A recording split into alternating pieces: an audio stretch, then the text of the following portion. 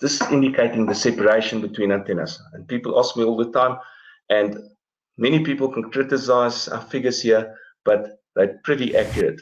In other words, how far do you need to position things apart? And you can see it's a function of the gain of the antenna, the blue line there.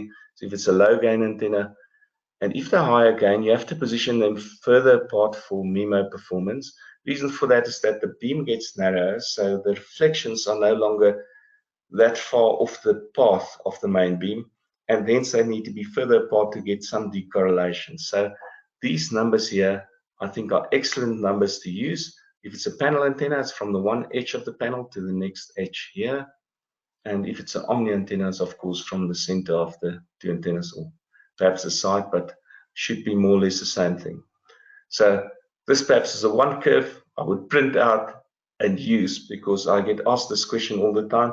It's not a scientific answer, but it's the one that would most of the time give you quite good results.